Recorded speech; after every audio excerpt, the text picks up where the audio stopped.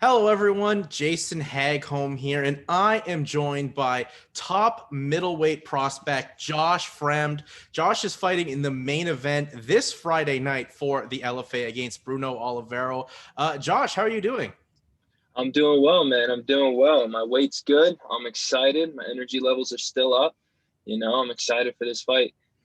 Yeah, obviously, Josh, 2020 ended in sensational fashion for you in the LFA, where you had two fights that got out of there in the first round. What does it mean to you now that you're fighting again for the LFA, but this time in the main event against a guy like Bruno Oliveira, who is coming off a main event appearance on the Contender Series?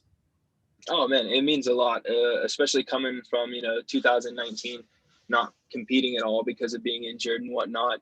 And with the pandemic, I'm really blessed to be surrounded by the people I am that get me these fights. Shout out to my manager, Jason House at Iridium. There's a lot of people out here grinding, trying to fight during this climate. And for me to be able not only to fight twice last year, but now I get to fight again in a main event spot for LFA, dude, I'm blessed. It's awesome. Yeah, I think we're all excited for you. I mean, that was, and the last card you fought on too is kind of like a middleweight. Let's see who's going to maybe be the middleweight champion. And and obviously with Aaron Jeffrey winning in the main event there, but he's going to fight for the CFFC middleweight championship. Obviously, a win here puts you right in line to be potentially the number one contender for the LFA middleweight championship. Yeah, that's what I'm hoping for. Go out and make a statement. Yeah, well, when you look at Bruno Oliveira, as I said, he fought on the Contender Series. He's got some big wins, but his Contender Series fight was at light heavyweight as they bumped him up on a couple weeks' notice. But what have you seen from Bruno that impresses you, or what have you seen in the tape that you think you can take an advantage of? He's not super impressive. He's had a couple good wins. Not against the toughest opponents. But he's long. He's lanky. He's going to come forward, and that's what I want. It's something I'm looking forward to get a long, rangy fighter just like me. And he's predominantly going to try and strike. He's going to try and box, try and kickbox. I don't see him shooting on me. If he does, I'm more than prepared. Coming from PA as a wrestler, so I'm more than prepared for that. But I'm excited to get into a scrap. Yeah, I mean, other thing I want to ask you about, Josh, is, we know you train at Factory X, but you've also done a lot of training with All-American MMA. And, Nick Browne fought in the main event there. He trains there, and he just won their welterweight championship. What's it mean for you that one of your training partners just fought in the main event, winning a title in the LFA, and, you're hoping for some of that luck to rub off on you? Yeah, All-American MMA with Nick Browne. At one time, it was called Uniontown Fight Club.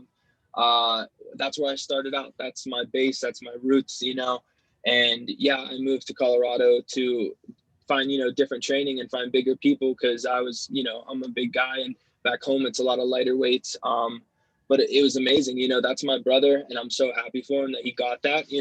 I think he needs to be signed. Like, I don't know what the UFC is doing. They need to sign Nick Browne 100%.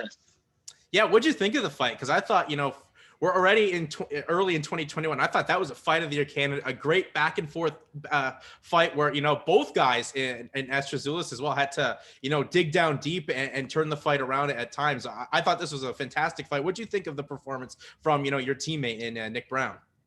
Oh, I thought he did tremendous. His boxing was very crisp. His wrestling is always his ground game. He's so smooth on the ground, the way he transitions. And, I've seen Nick fight in a lot of fights end quick. He's super powerful. Like, he, to this day, hand to everyone, like everyone I've ever sparred, everyone I've ever went against, like, he hits the hardest that I've ever been hit. And so for Astrulis to be able to take those punches and go 5 rounds with him and bring that dog out of Nick that, I personally know that's there. I just want the world to see it. And, it was an amazing, amazing performance. Yeah, like I said, it's one of my favorite fights early. I know January's coming to an end, but I loved that fight. And yeah, like Astrulis took some serious bombs from Nick. I don't know how he was able to survive that. But, Nick, as you said, you're from the East Coast, originally from like the Pittsburgh, Pennsylvania, are moving to Colorado. What's it mean for you to be representing Pittsburgh? Because Pittsburgh is an area that's really had, kind of some guys really come up, like Kama Worthy's come out of there, now yourself. And Pittsburgh's such a great his city with great sports history, whether it's the Steelers, the Penguins, the Pirates, Kurt Angle winning a gold medal and his wrestling success. What's it mean for you to be, another guy out of Pittsburgh that's, looking to carve a legacy in mixed martial arts? Oh, it means everything because, I got really ingrained into the Pittsburgh MMA when I went to college. I got in with like Karma Worthy, Chris Dempsey, Dom Mazzata. Like those were like the main guys in the Pittsburgh area that took me under their wing, and showed me the ropes, showed me everything. And, for me to still be able to get the support from them, even though I moved out to Colorado for training, they're still behind me. They're still supporting me. They're still, it's amazing feeling, Yeah, I mean, what I just know about Pittsburgh, it's a lunch bucket kind of city where people grind hard, they work hard, and, good things happen, whether it's their sports teams and people, and obviously yourself right now getting yourself a big opportunity. But as we talk about, middleweight right now is an interesting division because, LFA, they don't have a champion yet, but some of these other regional promotions and whatnot. But UFC, they have a hot division, obviously, but they have the Ultimate Fighter, which is coming back, and middleweight was one of the classes. Did anyone reach out to you, potentially audition? And if not, are you interested in, if you get, by Bruno Oliveria this Friday, Contender Series being an option for you? Yeah. I got, I'm in the running, I guess, still for the Ultimate Fighter. I had to talk myself into it really, because I felt that there was, a better way for me to get into the UFC. But if that is still, available after I get past Bruno, I'll still look into it. The Contender Series is always, it's a good thing. It's a predominant thing in the UFC right now. But hopefully, fingers crossed, if I get past Bruno the way that I believe that I'm going to get past him, then, I'm just going to stay ready and wait for a short notice. Like I'll take a fight on 2-3 days if that's what it takes to get in, whatever the route may be. I just got to get past this fight first. Yeah, obviously, I mean, that's the number one goal. But, I mean, were you surprised that the UFC kind of was going to bring the Ultimate Fighter back? I mean, we'd heard it for a while, but now it seems like it's a real thing. And, as you said, you're potentially, in the running. Yeah.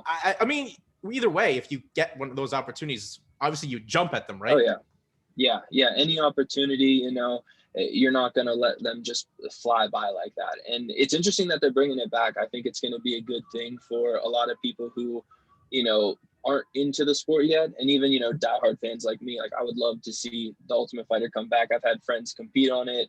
I just think it's a great thing. Were you a fan of it back in like the original season in 2005? Yes.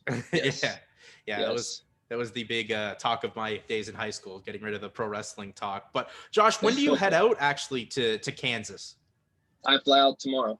Okay, tomorrow. So, I mean, obviously you've made the trek before. Nothing really is going to change. You know what to do. You know how to process that. And, this fight is a main event. I mean, obviously Kansas, they use the open scoring system, but you haven't had to see that yet as you've got those two and you don't plan on it, obviously. But what do you think of the state of Kansas using this open scoring? Should you have to go the distance or a couple rounds?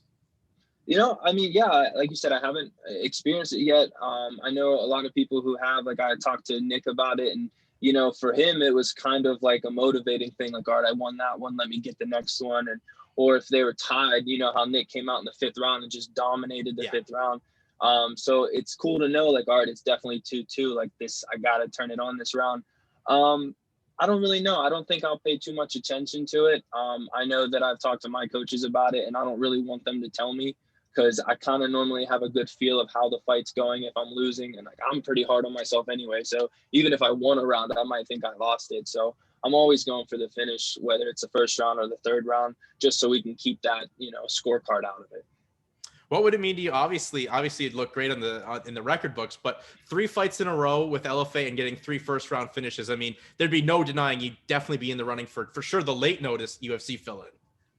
Yeah, I mean, that's the goal. That's the plan that I have. I'm conditioned well to go all 3 rounds and push the pace for 15 minutes straight. But, if we're going to see if his chin can handle it. Yeah, I think we're all really excited for this one, Josh. When I saw the matchup, I was like, LFA, you've done it again with another solid main event. Before I get you out of here, Josh, as I said, you're from Pittsburgh. What happened with the Steelers this year? Because that was, that was a real heartbreaking thing, I guess, for the diehard Steeler fans. Oh man, you and my barber both today getting on my heartstrings about this. It was tough, man. It was tough. I have friends who are big Browns fans, and I went to college with them, and they gave me a ton of stuff. I had faith all the way up until that last interception. I thought any moment we're going to flip the switch, we're going to score like 5 touchdowns in a quarter, but it never happened. And, that's a tough one to take, especially coming off undefeated season, 11-0, and then losing the way we did. It was tough. Yeah, I mean, it's going to be interesting to see what happens with the Steelers. Like, we don't know about Ben Roethlisberger. I don't think he'll be coming back, but who knows? But you know what, though? The thing about the Steelers is they always know how to draft and fill the voids. That's the one thing I'm always impressed with that organization. But, while the Steelers, it didn't work out for them, at least you guys got the Penguins right now. And Penguins are playing quite well, actually, in this interesting NHL season. Yeah, the Pens always save, they always save us from sad seasons. But one of these days, the Bucks, I'm telling you, they're going to get there. Yeah, you know what? That's a franchise that I've always been excited for. Like growing up, how I did, they were the worst team in baseball forever. But when they made that run a couple years ago, I was really excited for them. And you know what? Any underdog story that turns around, I'm always about. And Josh, we're all excited for you this Friday for the LFA on UFC Fight Pass in the main event against Bruno Oliveira. But before I let you go, plug yourself out there on social media where people can follow you, because you're getting a lot of love from your teammates and stuff. I see, the shine that they're giving you and encouraging you on. So plug yourself where people can find you. Yeah, you guys can follow me at Josh Fremd MMA on Instagram, Josh Fremd MMA on Twitter and Facebook. Same thing. All right, Josh. Well, thanks for your time. Safe flight out tomorrow, and we'll look forward to seeing what you can do on Friday night against Bruno Oliveira in the main event of LFA 98. Josh, thanks for your time. Awesome. Hey, thank you, man. I really appreciate it. Thanks.